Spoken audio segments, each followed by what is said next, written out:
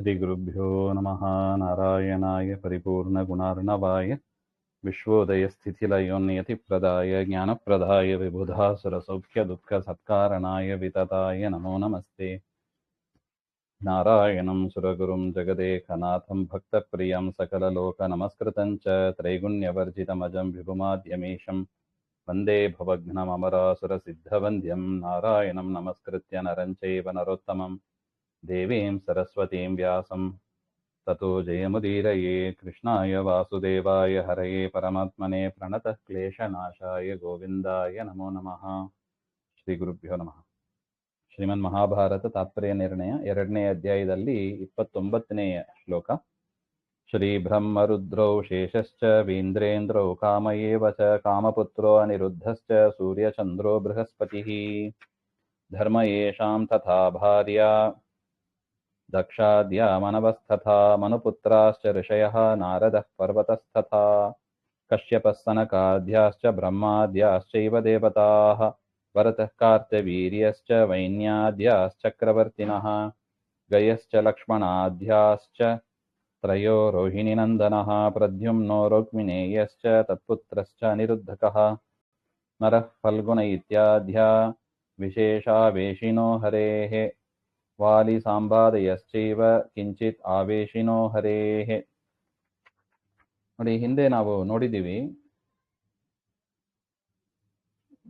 ಬಲ ಇದು ಸಾಮಾನ್ಯ ದೃಷ್ಟಿ ಅಂದರೆ ಸ್ಥೂಲ ದೃಷ್ಟಿ ಇರುವವರಿಗೂ ಕೂಡ ಈ ಬಲವನ್ನ ಇಟ್ಟುಕೊಂಡು ಯಾರು ದೊಡ್ಡವರು ಸಣ್ಣವರು ಅಂತ ತಾರತಮ್ಯ ತೀರ್ಮಾನ ಮಾಡಲಿಕ್ಕೆ ಬರುತ್ತದೆ ಹಾಗೆ ಅಂತ.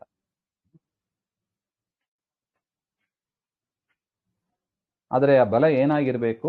ವರ ಆವೇಶಗಳಿಂದ ಇರಬಾರದು, ನೈಸರ್ಗಿಕವಾಗಿ ಇರಬೇಕು ಹಾಗೆ ಅಂತ ಹೇಳಿದ್ರು. ಯಾಕೆ? ವರ ಆವೇಶ ಇದ್ರೆ ಅದು ಅವರ ಬಲ ಆಗ್ತದೆ ಹೊರತು ಆ ಸೇರ್ಕೊಂಡ ವ್ಯಕ್ತಿಯ ಬಲ ಆಗೋದಿಲ್ಲ. ಅದರಿಂದ ಉದಾಹರಣೆಗೆ ಅರ್ಜುನನಲ್ಲಿ ನರನ ಆವೇಶ ಇದೆ, ಪರಮಾತ್ಮನ ಆವೇಶ ಇದೆ. ಅದರಿಂದ ಯಾವಾಗ ಆವೇಶ ಜಾಸ್ತಿ ಇರುತ್ತದೋ ಆಗ ಅವನು ಬಲಿಷ್ಠನಾಗ್ತಾನೆ. ಅದು ಅರ್ಜುನನ ಬಲ ಆಗ್ತದಾ ಹಾಗೆ ಅಂದ್ರೆ ಅದು ಅರ್ಜುನನ ಬಲ ಅಂತ ಕನ್ಸಿಡರ್ ಮಾಡ್ಲಿಕ್ಕೆ ಬರೋದಿಲ್ಲ. ಅದು ಶೇಷದೇವರ ಬಲ, ಪರಮಾತ್ಮನ ಬಲ ಹಾಗೆ ಕನ್ಸಿಡರ್ ಮಾಡಬೇಕು. ಅದೇ ತರ ವರ ಇದ್ರು ಕೂಡ ಅಷ್ಟೇ. ರಾವಣನಿಗೆ ಬ್ರಹ್ಮದೇವರ ವರ ಇತ್ತು. ಅದು ರಾವಣನ ಬಲನೋ ಬ್ರಹ್ಮದೇವರ ಬಲನೋ ಹಾಗೆಂದ್ರೆ ರಾವಣನ ಬಲ ಏನಿಲ್ಲ, ಬ್ರಹ್ಮದೇವರ ವರಬಲವೇ ಬಲ ಹಾಗೆ ಅಂತ. ಅದರಿಂದ ಅದು ಬ್ರಹ್ಮದೇವರ ಬಲ ಅಂತ ಆಗ್ತದೆ ಹೊರತು ರಾವಣನ ಬಲ ಅಂತ ಆಗೋದಿಲ್ಲ. ಅದರಿಂದ ವರ ಆವೇಶ ನೋಡ್ಕೊಂಡು ನಾವು ಬಲ ತೀರ್ಮಾನ ಮಾಡಬೇಕು ಹಾಗೆ ಅಂತ. ಇಷ್ಟು ಹೇಳಿ ಪರಮಾತ್ಮನ ಸ್ವರೂಪಗಳು ಯಾವುದು ಅಂತ ಹೇಳಿದರು. ಕೆಲವು ಅವತಾರಗಳಲ್ಲಿ ಪರಮಾತ್ಮ ಜ್ಞಾನ ಕಾರ್ಯವನ್ನ ಮಾಡ್ತಾನೆ, ಕೆಲವು ಅವತಾರಗಳಲ್ಲಿ ಪರಮಾತ್ಮ ಬಲ ಕಾರ್ಯವನ್ನು ಪ್ರಧಾನವಾಗಿ ಇಟ್ಟುಕೊಂಡು ಮಾಡ್ತಾನೆ ಹಾಗೆ ಅಂತ. ಅಂಥದ್ರಲ್ಲಿ ಪರಮಾತ್ಮನ ಅವತಾರಗಳು ಯಾವುದು ಅಂತ ಸ್ಪಷ್ಟಪಡಿಸಿದ್ರು ಆಚಾರ್ಯರು. ಇನ್ನು ಮುಂದ್ರೆ ಪರಮಾತ್ಮನ ಆವೇಶ ಎಲ್ಲಿದೆ ಹಾಗೆ ಅಂತ ಅದನ್ನು ತಿಳ್ಕೋಬೇಕು ಹಾಗೆ ಅಂತ. ಆ ಆವೇಶ ಇರುವುದರಿಂದಲೇ ಅವರಿಗೆ ಅಷ್ಟು ಸಾಮರ್ಥ್ಯ ಇದೆ ಹಾಗೆ ಅಂತ ನಾವು ತಿಳಿಯತಕ್ಕದ್ದು. ಅದು ಯಾರಂದ್ರೆ ಮೊದಲು ನೋಡಿ, ಶ್ರೀ ಬ್ರಹ್ಮ ರುದ್ರೌ, ಲಕ್ಷ್ಮೀದೇವಿ, ಬ್ರಹ್ಮದೇವರು, ರುದ್ರದೇವರು, ಶೇಷದೇವರು, ವೀಂದ್ರ ಅಂದ್ರೆ ಗರುಡದೇವರು, ಇಂದ್ರದೇವರು, ಕಾಮ ಮನ್ಮಥ ಮತ್ತು ಮನ್ಮಥನ ಪುತ್ರ ಅನಿರುದ್ಧ, ಸೂರ್ಯರು, ಚಂದ್ರರು, ಬೃಹಸ್ಪತಿ ಅಂದ್ರೆ ಗುರುಗಳು, ಗುರುಗ್ರಹ ಅಂತ ಹೇಳ್ತೀವಲ್ಲ ಅವರು, ಮತ್ತು ಧರ್ಮ ಯಮಧರ್ಮ ಅಂತ, ಮತ್ತು ತಥಾ ಭಾರ್ಯ ಈಗ ಯಾರು ಹೇಳಿದರಲ್ವಾ ಅವರ ಮಡದಿಯರು ಸರಸ್ವತಿ ಮುಂತಾದವರು, ದಕ್ಷಾದ್ಯಾಹ ಅಂದ್ರೆ ದಕ್ಷ ಪ್ರಜೇಶ್ವರರು ಮುಂತಾದವರು, ಮನವಹ ಸ್ವಯಂಭುವ ಮನು ಮುಂತಾದವರು, ಮನುಪುತ್ರರು ಪ್ರಿಯವ್ರತ ಮುಂತಾದವರು, ಋಷಿಗಳು ಮರೀಚಿ ಮುಂತಾದ ಋಷಿಗಳು, ನಾರದರು, ಪರ್ವತಃ ಅಂದ್ರೆ ಹಿಮವಾನ್, ಪರ್ವತಕ್ಕೆ ಅಭಿಮಾನಿಗಳು ಇರ್ತಾರೆ. ಹೇಗೆ ನದಿಗೆ ಅಭಿಮಾನಿ ದೇವತೆಗಳು ಅಂತ ಇರ್ತಾರೆ, ಪರ್ವತಕ್ಕೂ ಅಭಿಮಾನಿ ದೇವತೆಗಳು, ಹಿಮವಾನ್ ಮೊದಲಾದ ಅದಕ್ಕೆ ಅಭಿಮಾನಿ ದೇವತೆಗಳು.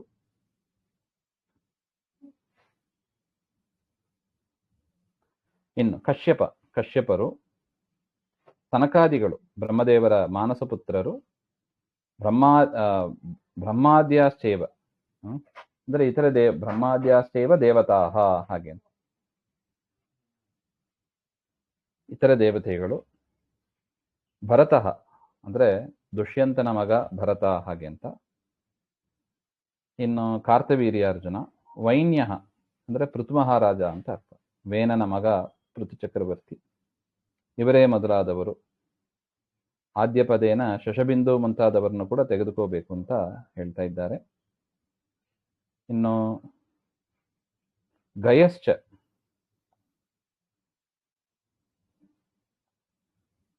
ಗಯ ಅಂತ ಪ್ರಿಯವ್ರತ ವಂಶದಲ್ಲಿ, ಪ್ರಿಯವ್ರತ ರಾಜನ ವಂಶದಲ್ಲಿ ಬಂದ ಒಂದು ರಾಜ ಗಯ ಹಾಗೆ ಅಂತ. ಲಕ್ಷ್ಮಣಾದ್ಯಾಹ, ಲಕ್ಷ್ಮಣ ಭರತ ಶತ್ರುಘ್ನ ಅವರಲ್ಲೂ ಕೂಡ ಪರಮಾತ್ಮನ ಆವೇಶ ಇದೆ. ರೋಹಿಣಿ ನಂದನ, ವಸುದೇವ ರೋಹಿಣಿಯ ಮಗನಾದ ಬಲರಾಮ ಅಂತ ಕೃಷ್ಣಾವತಾರದಲ್ಲಿ ಬಲರಾಮ, ಅವರಲ್ಲೂ ಕೂಡ ಪರಮಾತ್ಮನ ಆವೇಶ. ಪ್ರದ್ಯುಮ್ನ, ಕೃಷ್ಣನ ಮಗ ಪ್ರದ್ಯುಮ್ನ. ರುಕ್ಮಿಣೇಯಶ್ಚ ಅಂದ್ರೆ ರುಕ್ಮಿಣಿಯ ಮಗನಾದ ಅಂತ.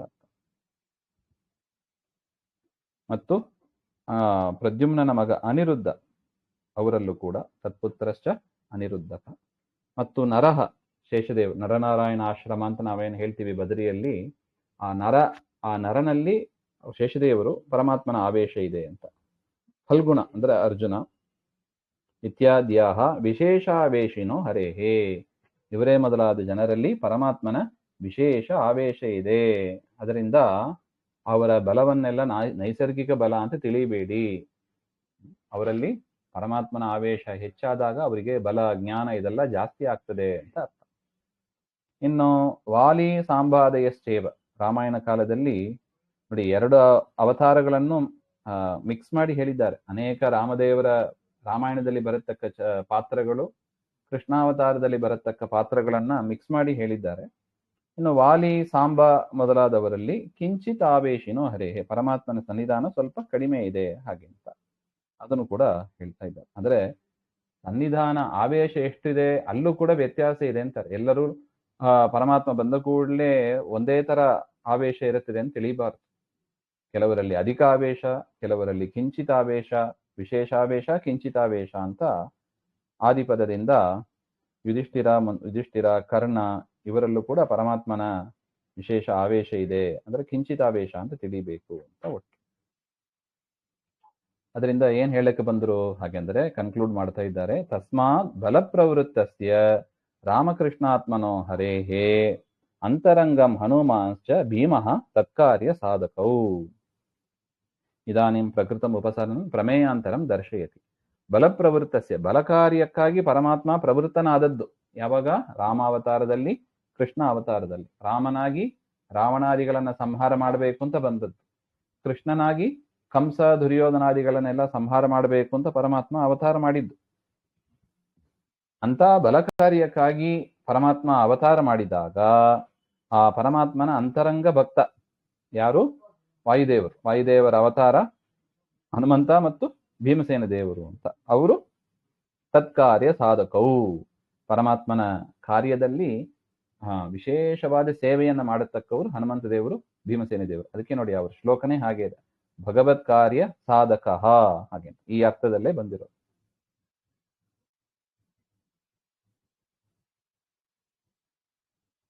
ಇಲ್ಲಿ ಹನುಮಂತನ ಕಥೆ ಇದ್ದಕ್ಕಿದ್ದಾಗೆ ಯಾಕೆ ತಂದ್ರು ಹಾಗೆಂದ್ರೆ, ಯದ್ಯಪಿ ಮಹಾಭಾರತದಲ್ಲಿ ಭೀಮನ ಪಾತ್ರ ಅದು ಪ್ರಸ್ತುತವಾದದ್ದು, ಆದರೆ ಪ್ರಸಂಗ ಬಂತು ಅಂತ ಹೇಳಿ ಹನುಮಂತನ ವಿಚಾರವನ್ನು ಕೂಡ ಇಲ್ಲಿ ಸೇರಿಸಿ ಹೇಳ್ತಾ ಇದ್ದಾರೆ ಹಾಗೆ. ಇನ್ನು ಬ್ರಹ್ಮಾತ್ಮಕೋ ಯತೋ ವಾಯು ಪದಂ ಬ್ರಾಹ್ಮಮಗಾತ್ ಪುರಾ ವಾಯೋರನ್ಯಸ್ಯ ನ ಬ್ರಾಹ್ಮಂ ಪದಂ ತಸ್ಮಾತ್ ಸ ಏವ ಸಹ.